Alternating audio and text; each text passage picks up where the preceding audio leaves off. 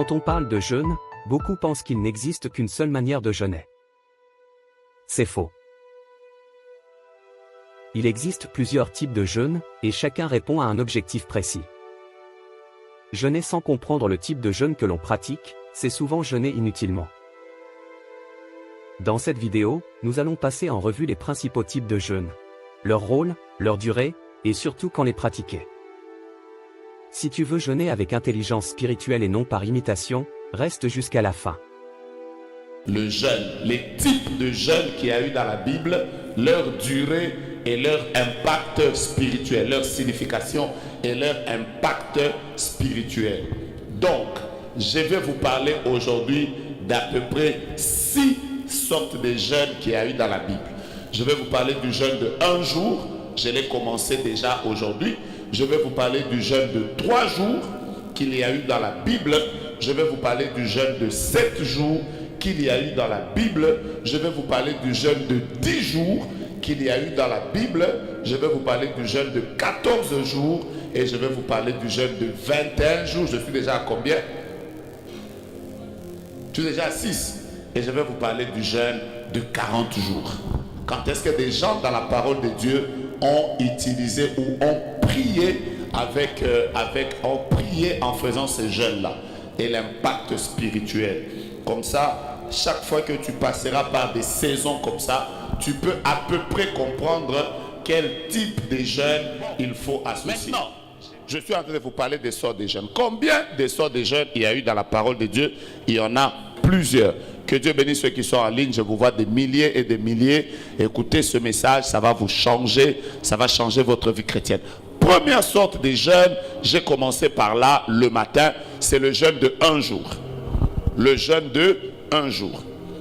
Vous allez vous rendre compte que dans la parole de Dieu, le jeûne le plus récurrent, c'est le jeûne de 1 jour. Le jeûne de 1 jour est trop revenu dans la parole de Dieu.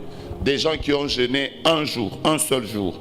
Il a passé un seul jour dans la présence de Dieu en train de prier et de chercher la face de Dieu. Je vais vous dire dans quel cas les gens ont prié pendant 1 jour. Par exemple, le jeûne que nous sommes en train de faire aujourd'hui, c'est un jeûne de 1 jour. Mais quand est-ce que des hommes dans la Bible ont prié pendant 1 jour? Je vais commencer à vous donner des cas. Premier cas, le jeûne de 1 jour a été utilisé dans la parole de Dieu comme un jeûne de repentance. Je commence déjà par là. Donc le jeûne de 1 jour dans la parole de Dieu a été utilisé comme un jeûne de repentance. Je vais déjà vous donner quelques versets. Il y en a que je ne vais pas vous donner. Vous allez aller lire vous-même. Vous allez lire par exemple dans la parole de Dieu. Je suis dans le livre de Jonas. Je suis dans le livre de Jonas. Dieu devait frapper les Ninivites. Je suis en train de parler de Ninive. Dieu devait frapper les Ninivites.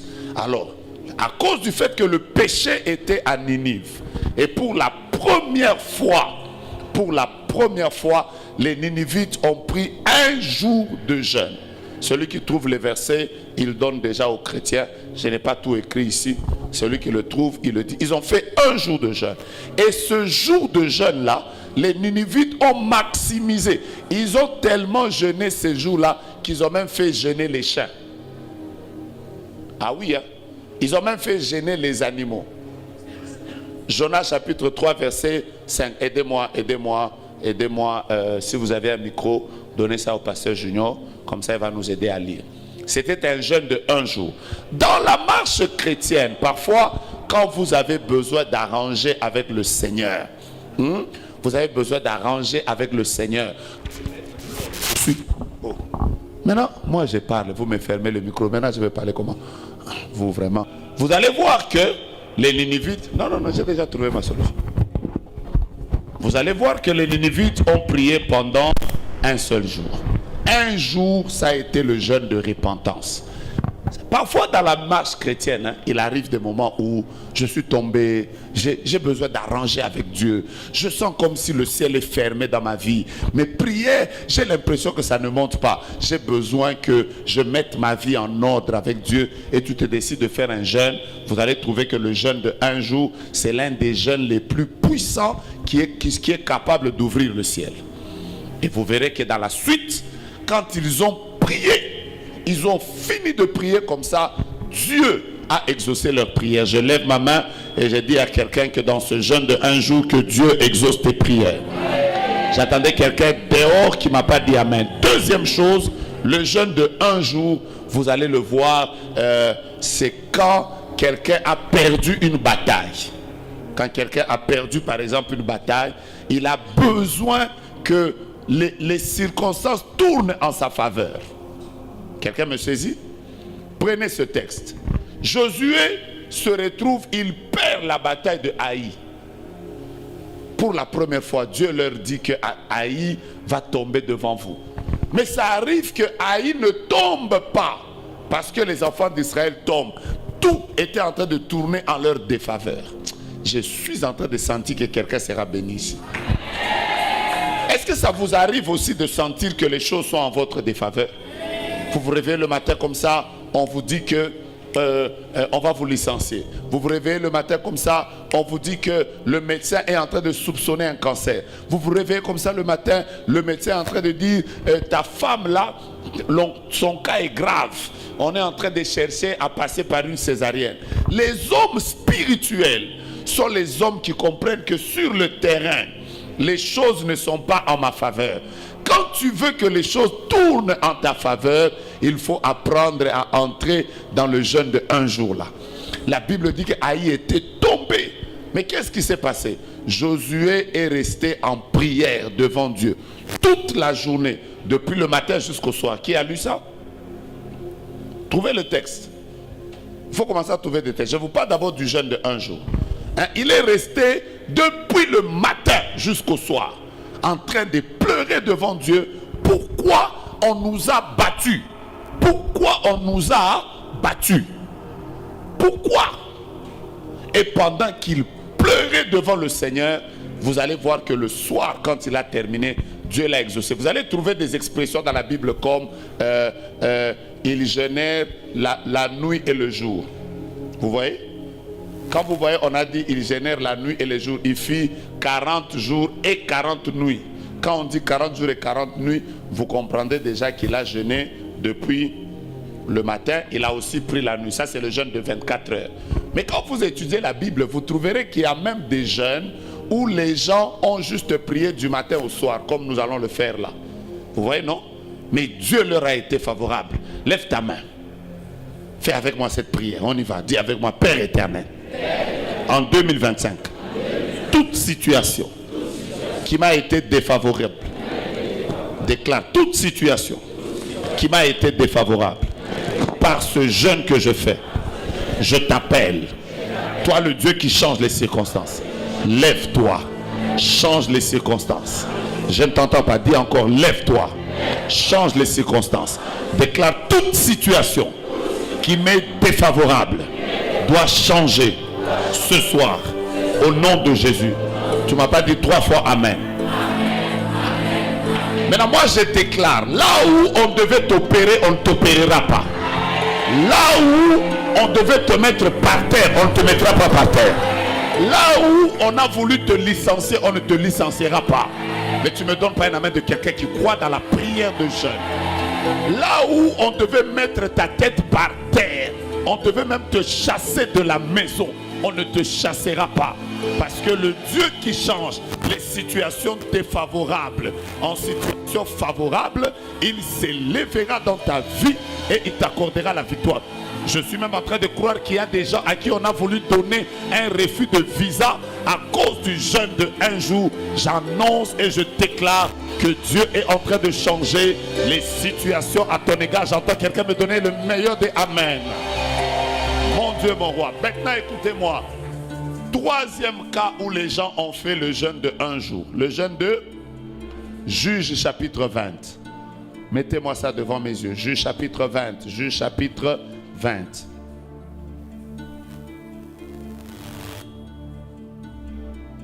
Juge chapitre 20. Je vous parle du jeûne de 1 jour. Est-ce que vous avez retenu que les gens ont fait le jeûne de 1 jour pour raison de repentance? Est-ce que vous avez retenu que les gens sont restés dans un jeûne de 1 jour juste pour que les situations défavorables deviennent favorables? Ça, vous avez retenu? Ceux qui sont au balcon, vous avez retenu? Je suis en train de vous donner le troisième cas et je passe au jeûne de 3 jours. On peut y aller?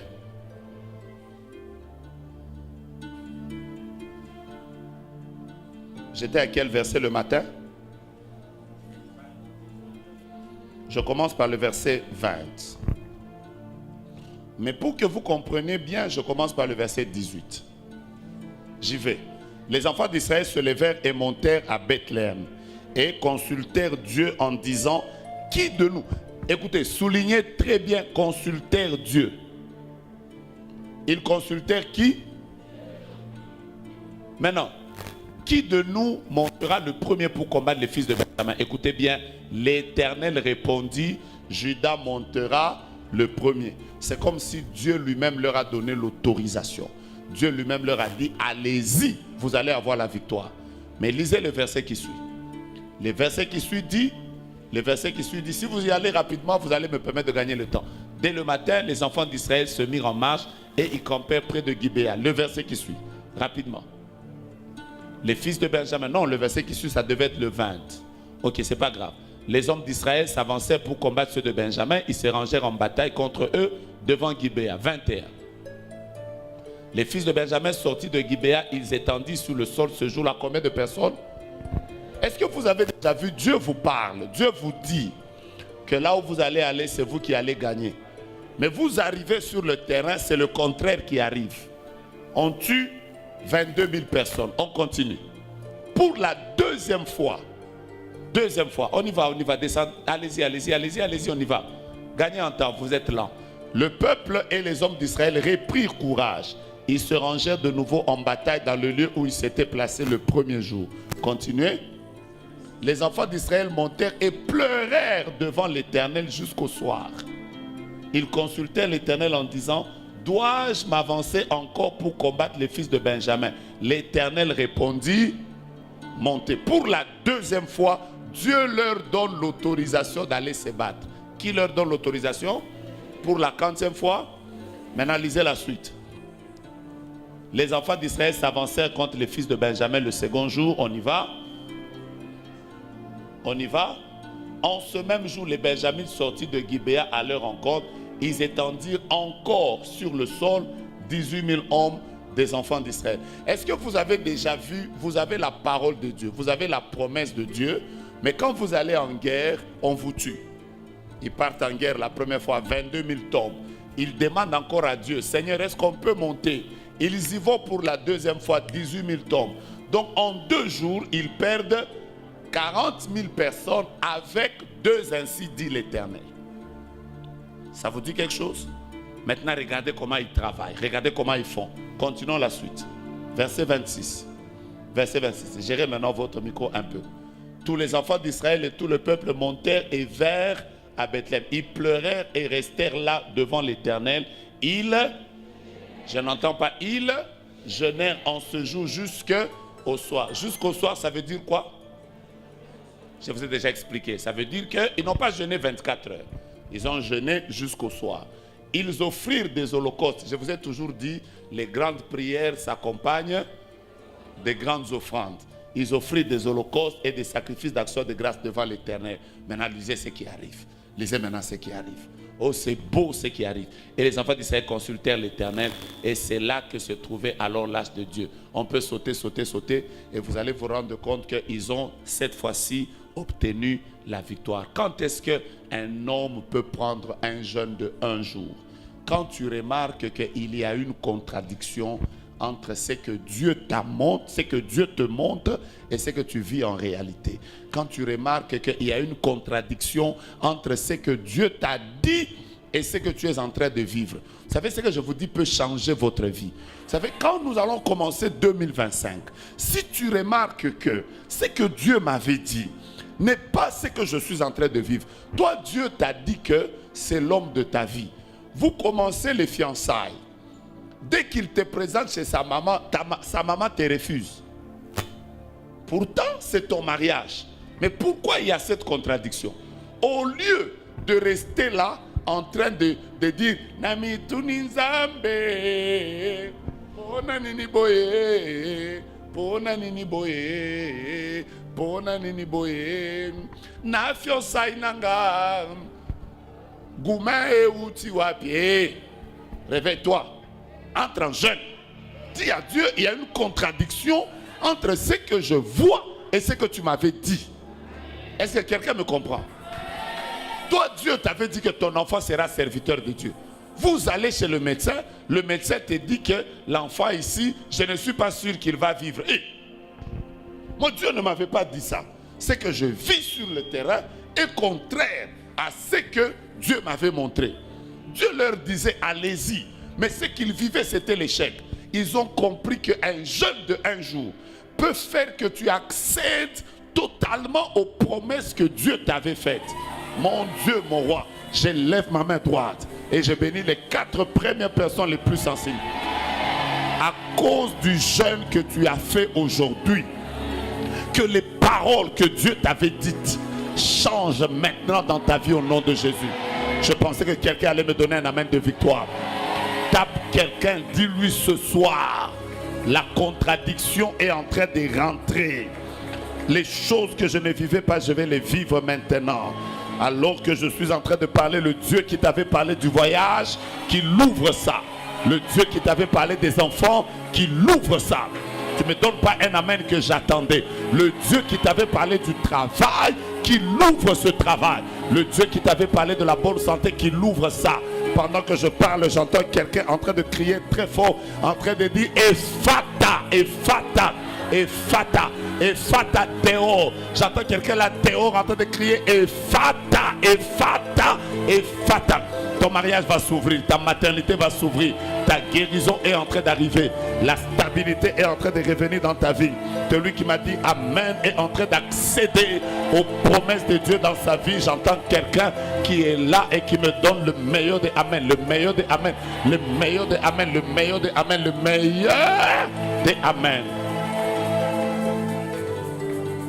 Est-ce que vous avez compris quand est-ce que dans la Bible les gens ont jeûné un jour? Et ça ne vous coûte pas. Parfois il faut vous réveiller comme ça, vous dites Seigneur, non, non, non. Moi tu m'avais dit que ma femme ne mourra pas. Mais là les choses telles qu'elles sont en train de partir sur le terrain, je ne vis pas ce que tu m'avais dit. Je vais entrer dans un jeûne de un jour pour dire à Dieu, ma femme ne partira pas. Vous savez ce que je vous dis peut vous sauver la vie.